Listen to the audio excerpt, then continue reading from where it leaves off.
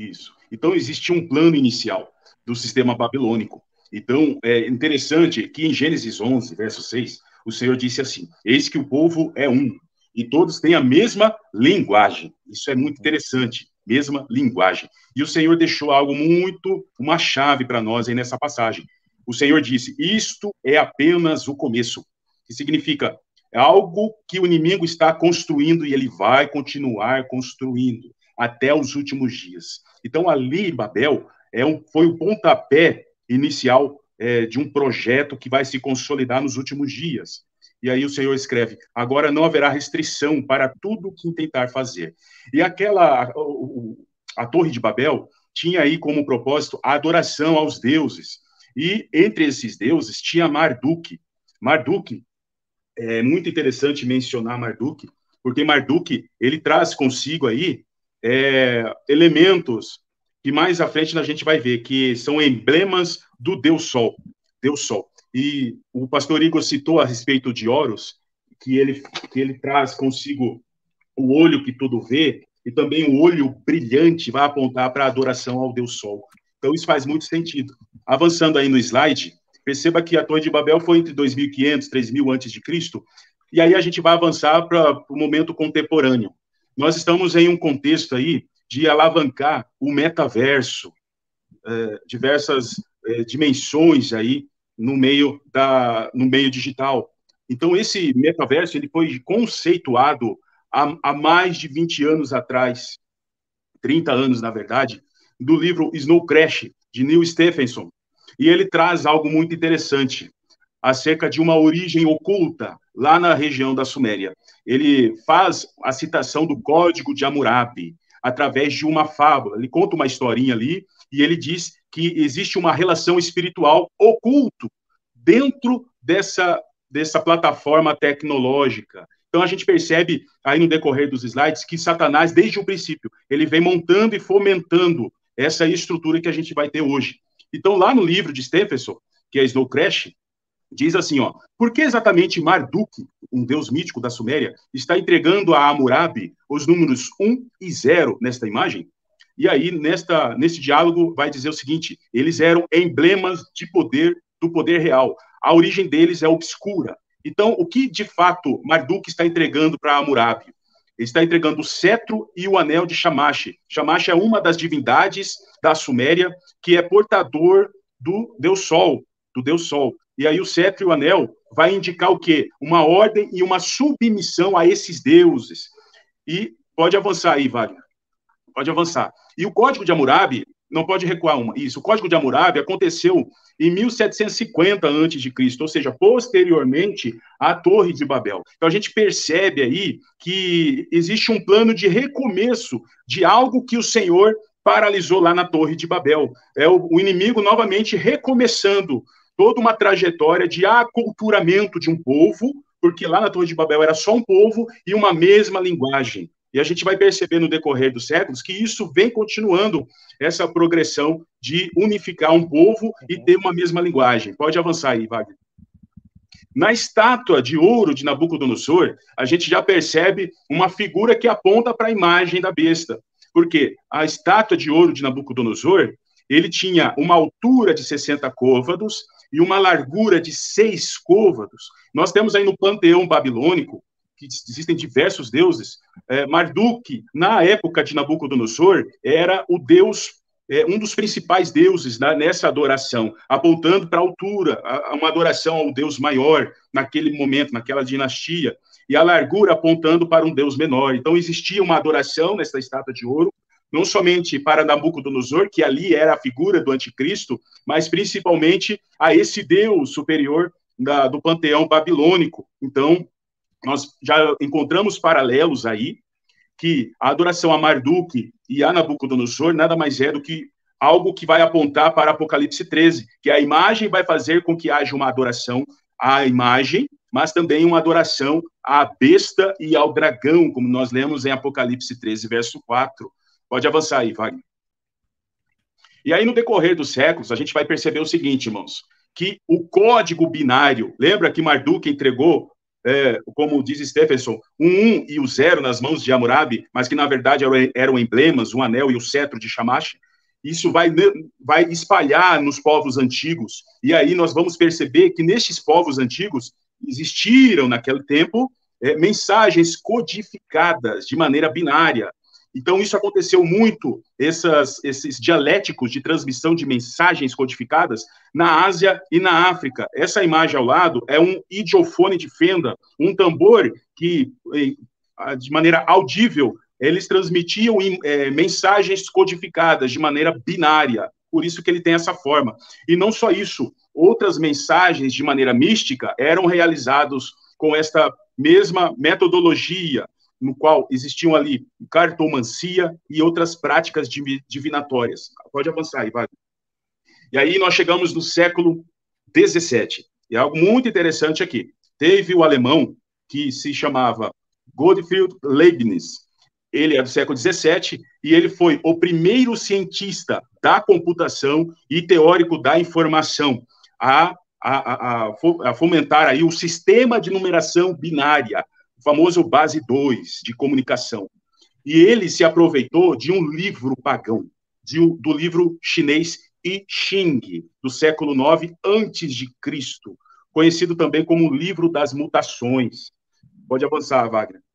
Esse matemático, filósofo alemão, se utilizou de um livro pagão que ele trata de cleromancia, uma adivinhação mística em forma de hexagramas. O que são hexagramas? Formas geométricas de 6 lados. Olha aí que vamos já começando a conectar com algo mais à frente aí sobre o número da besta. Hexagramas organizados. Leibniz ficou fascinado com esses hexagramas, que eram 64 hexagramas, com os números binários no intervalo entre 0 e uma sequência de 6 números. Número 1, se nós somarmos ali, nós vamos encontrar o número 6. Então, nós temos hexagramas de um intervalo de 0 até o 6. Pode avançar aí, Wagner.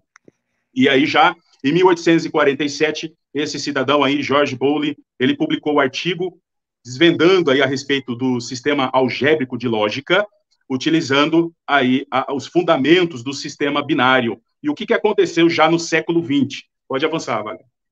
Esse cidadão aí, chamado Claude Shannon, em 1937, ele se aproveitou desse sistema algébrico de Bowley ele percebeu que no referido sistema havia semelhança com o circuito elétrico. A tese de Shannon se tornou ponto de partida para o uso do código binário, que foi todo fundamentado nos povos pagãos em aplicações práticas, tais como computadores e outros desenvolvimentos tecnológicos. E interessante uma citação que eu trouxe aqui de Shannon, ele disse o seguinte: eu visualizo um tempo em que seremos para os robôs o que os cães são para os humanos, e eu estou torcendo pelas máquinas. Olha a mente dessa pessoa aí.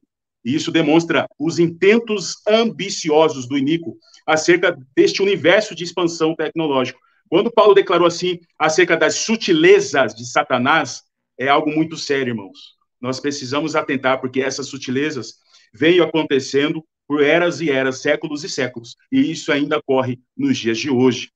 E existe um processo de aculturamento do sistema que vem acontecendo de muito, muito tempo. Eu gosto de atentar para esse aculturamento, eu comparo com a música, por exemplo. Foi outro estudo que a gente fez aí. A música ela é tão sutil, irmãos. A pessoa, quando ela vai ouvir uma música, que ela parece tão linda, mas existem tantos elementos dentro de uma música que pode ter uma contaminação. Uma contaminação. E o Satanás, ele sabe muito bem a área da música, e sabe muito bem, com sutilezas, enganar a muitos, através de melodias, que vão entorpecendo a muitos. De igual forma, eu vejo aqui nessa plataforma de manipulação da tecnologia uma forma de aculturamento, porque essa tecnologia ela foi estruturada por séculos e séculos, ela foi fundamentada num alicerce de origem espiritual e oculta, que trata aí deste sistema binário. E este sistema binário, assim como a música, ela possui códigos, e esses códigos são chaves para a abertura de portais espirituais e a atuação de demônios. Então, quem entende de matemática sabe que dentro de uma música tem matemática e dentro do código binário tem matemática. E são códigos de abertura de portais espirituais para a atuação de demônios. E com essa base toda de códigos, juntamente com essa facilidade da tecnologia, circuitos elétricos, a humanidade vai sendo aculturada com imagens, com frequência sonora, e tudo isso nós conseguimos entender o porquê que o falso profeta ele faz essa relação com a imagem da besta, porque envolve toda essa bagagem tecnológica fundida em uma fusão de tecnologia com o espiritual das trevas. E aí o falso profeta fará grandes sinais, prodígios, vai enganar a muitos com a ajuda da tecnologia e vai cada vez mais fundamentando aí, né, atentar os intentos do anticristo. O pastor Igor citou aí a respeito do olho de Horus, e me veio à mente aí os 7 chakras dos últimos dias, no qual vai afrontar aí as 2 testemunhas, que terão 7 espíritos de Deus. Olha só o confronto dos últimos dias acontecendo, irmãos. E quando aqueles que estiverem na iniquidade alcançar os 7 chakras, eles vão ter o olho que tudo vê, que nada mais é do que a plenitude do maligno aí sobre a glândula pineal. Exatamente. E aí, meu irmão, é batalha, é chumbo cruzado de ambos os lados. E aí a gente percebe o tanto que do lado do mistério de Cristo envolvendo a igreja, do outro lado tem o mistério da iniquidade. Uma estrutura organizada das trevas, um reino totalmente organizado para frear as atuações aí das testemunhas nesses últimos dias. Isso aí pode gerar um livro, né? Tipo O Grande Conflito. Tipo o grande... Mas de verdade, né, irmão? De verdade. Irmão Ricardo, vamos dar uma pincelada ali nos teus slides, para nós terminar eles, pelo menos? Eu dei uma resumida, né? Mas eu trato dessa questão. O resultado de tudo isso é o aculturamento, irmãos. Então, você tem aí essa bagagem toda da tecnologia. O que nós temos hoje, irmãos? Nós temos todo mundo já com recursos de todo mundo se comunicar. Eu falo português, mas eu consigo me comunicar lá com o Japão, mesmo ele falando japonês. Eu comunico lá na Europa, mesmo um falando italiano, o outro alemão. Por quê? Porque com a ajuda da tecnologia, aquele projeto inicial de Babel vai voltar a acontecer, todos usando a mesma linguagem. Com a ajuda da tecnologia, todos vão ter a mesma linguagem e vão se comunicar, não vai mais ter barreira nenhuma. E, claro, com toda essa bagagem de fundamentação espiritual, com a tecnologia, nós vamos perceber o tanto que o diabo vai se aproveitar. A gente cita aí o CERN, né? Olha só o 666 na logo do CERN, que é a tecnologia ultra avançada, acelerador de partículas, onde eles abrem portais. Eles fazem simulações do Big Bang, fazem simulações de buraco de minhoca, ou seja, abertura de portais espirituais.